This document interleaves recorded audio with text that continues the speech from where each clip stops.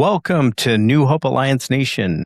I'm Rick. I'm your host for this evening, and I have the awesome pleasure of having John. John's a very good friend of mine in the studio today, and super excited to number one, hear his story and have him share a little bit about recovery background that he's got and some other things. John is also a board member for New Hope Alliance, and he actually serves as our vice president. So, John, welcome to the show. Thank you. Thank you for reminding me. Yeah, you bet. You bet. It's a pleasure to have you. Let's just dig right in, right? We've known each other for quite some time, but we met each other pretty much through the doors of recovery. So, hey, let's talk about your recovery story and, where you were at and how you got there and go from there. All right. Well, let's just dive right into it then. I found myself in recovery for sexual integrity. I struggled with porn and lust and all those things that we don't want to talk about, but are, I guess, very prevalent in even the church community.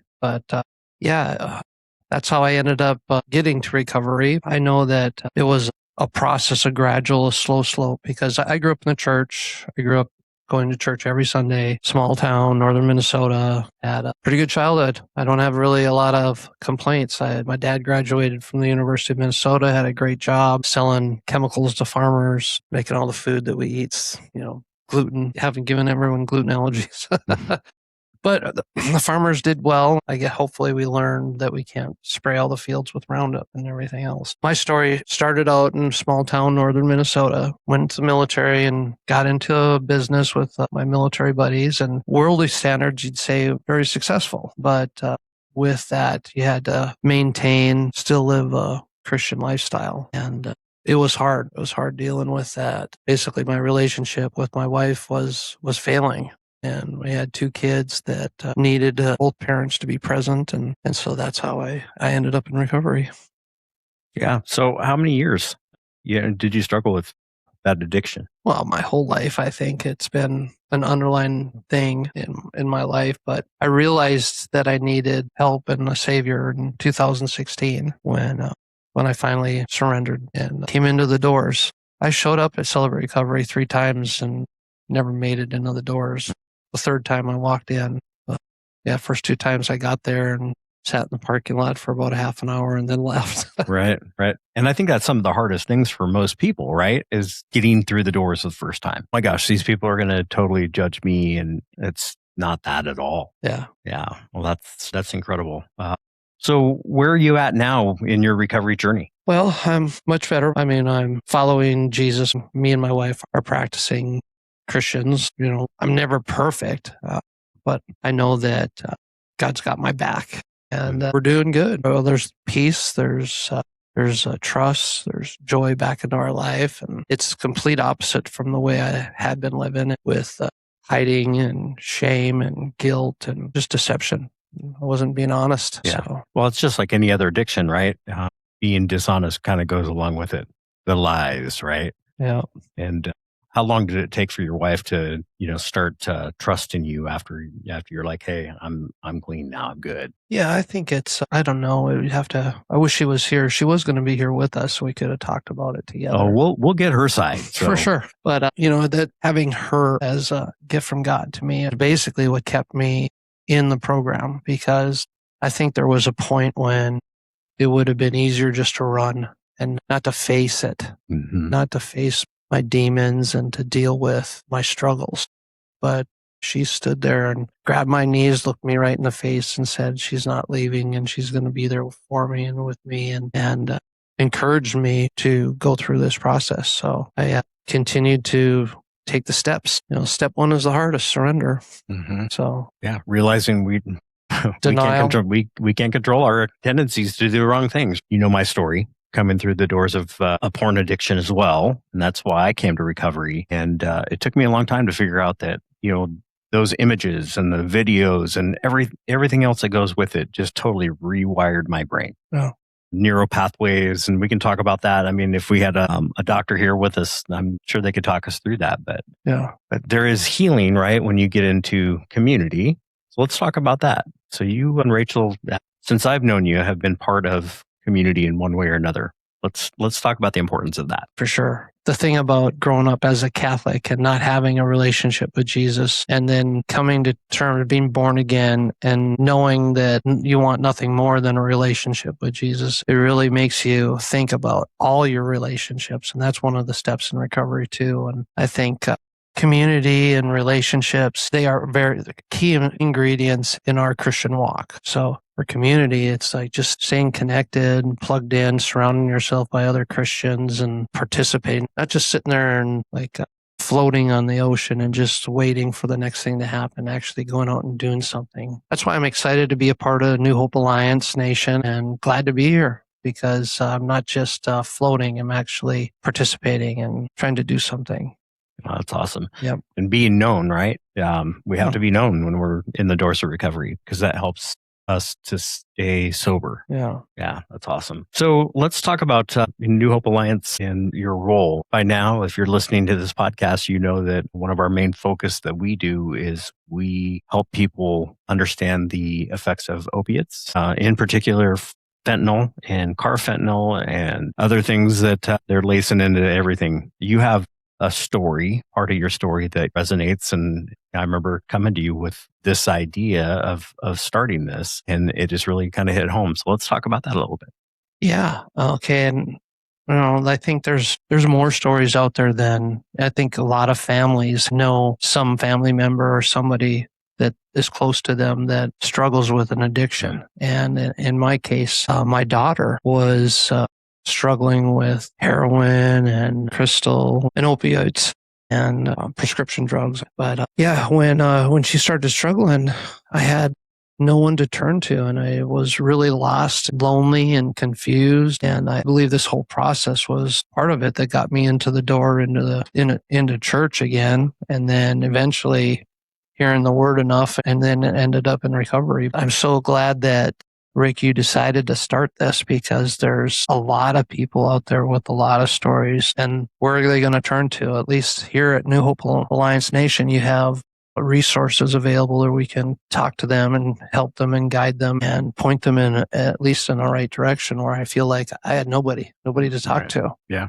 Well, I definitely love the addict through the issue and struggle, get them connected to recovery. But a lot of the times, you're right. The families don't have a place to turn. They don't have an avenue to get the help that they need. Yeah. Whether it's just somebody to talk to or the resources of, hey, this is how this struggle is going to go. This is how relapse can happen. These are the signs that, go along with that. I mean, we can become very, very codependent through a situation like that as well. Yeah. Yeah. And that makes it really hard. So John, you and Rachel, I'll use her name because she's going to be on the next show here soon. You and Rachel are definitely just amazing people. And you guys have started your own nonprofit, right? You have that running and you're involved in some other ministries. So let's talk about that.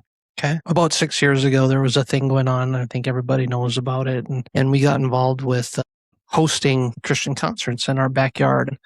And I started to see God moving and doing things in my life and saw it. I asked a lot of questions with another nonprofit. It's a production company that puts on Christian concerts here in Arizona. And I felt the calling. Maybe it was my competitive nature or something, but decided that I should be doing something like this too. So we started a nonprofit called the Brandon House and got a 501(c)(3) classification. And my goal was really to raise money for community services, something that could benefit the whole population of our community. It wasn't specifically designed to point people to Jesus, love people like Jesus. It was more importantly to come alongside organizations that were supporting people. God wants us to love people. Why not support people that love people?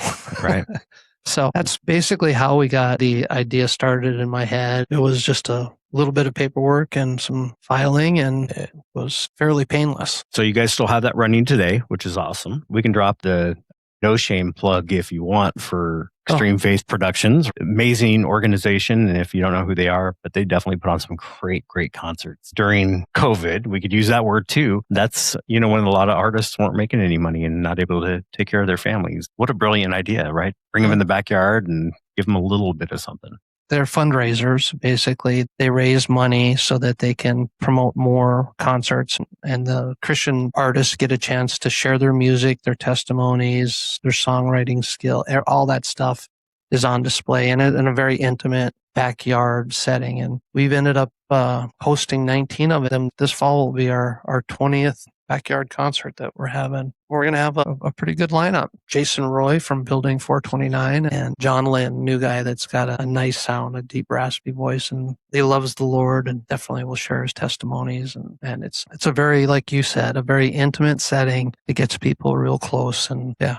And I got a chance to meet John Lynn. And so, yeah, who knows? Maybe we'll have him on this podcast too. That would be awesome. He's got a story. He really does. And, something you spoke on earlier that really resonated with me was that everybody knows somebody, right? Yeah.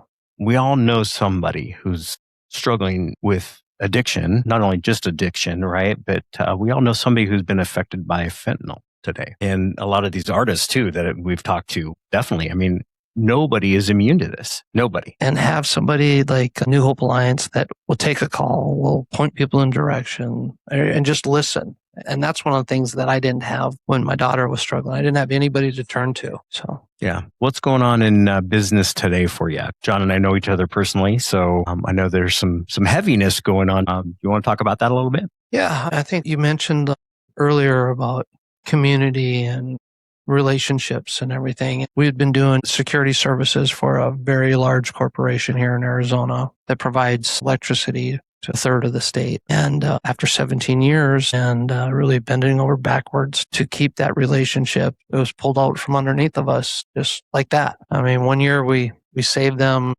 a whole bunch of money, and then the next year they say, hey, we're giving this to somebody else. So that just happened and started to weigh heavy on me as a newer Christian. Like I'd say my walk hasn't been, I'm growing up Catholic. I really had no relationship with Jesus until I finally, surrendered and came and admitted my addictions and my hurts and habits and hangups. Yeah. Well, I can say this, born and raised in a Christian home, I've never seen God fail. Yeah. And he won't. When you told me this story, I'm like, we need to talk about that because I know the heaviness that is on your heart because you've shared that with me.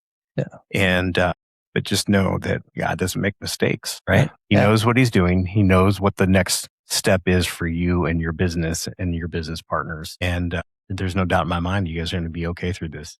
Oh, for sure. He's definitely got my attention. That's one thing that I know. One of the artists that had been in our backyards, Tim Timon, talks about like, breathe in, Jesus, and breathe out, you have my attention. So he's, Jesus, you have my attention. So that's one of the things he practices a lot. There's so many things, so many people that are gifted and talented in the music industry that we're really blessed to be able to host them in a backyard and to get to know some of them and hear their stories. Yeah, that's awesome. Yeah, it's a lot of fun. If you're local, hit us up because we'll get you a ticket.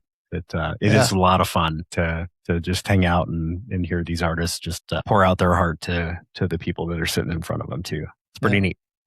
So, John, I always like to offer the mic up to my guest and come up with something, that resonated with you that you feel like you need to share to the audience. Wow.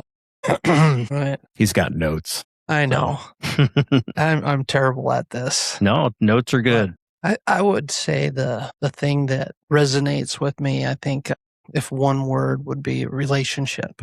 And I don't know why that word came out. It's not in my notes, but when you think about what it comes down to is relationship with God and relationship with those closest to you. And, and even in today's devotional and my coffee meeting with Brian Cole, the owner and runner of Extreme Faith Productions, we talked about prayer and what a privilege it is to be able to pray and how our prayer life should be regular, like pray all day long. Like while we're driving our car, we're praying inside of our head and we set. And then also a second, we have intentional time set aside where you pray with those that are close, like me and my wife have recently started back up again, praying together and reading scripture together and spending intentional time together. And you can just see how it starts to change our hearts and soften them and just has the word just come into our lives so much smoother. Yeah. And just the peace that comes with it too is amazing. The key is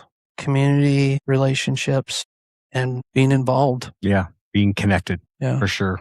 Well, John, I want to thank you. And again, this is more of just a teaser because I want to hear more. And I know that John's got notes. So I definitely would love to hear more in the next episode of some other things that you have on your heart. And let's definitely open that up for that. But again, just a chance for the audience to get to know you, a little bit of John's story. And if this resonated with you, hit us up, hope@newhopealliance.net or email. You can reach us at our webpage, newhopealliance.net. And with that, we just thank you, John. Thank you for your heart behind the service that you do. I don't know anybody that serves more than you in one way or another, which is just amazing. And it definitely takes a heart. Thank you for coming and joining New Hope Alliance and being a part of what we're doing here at the Nation. My pleasure. Thank you for just being faithful and doing what you do too. I mean, I haven't seen anyone so eager to help people like you and so driven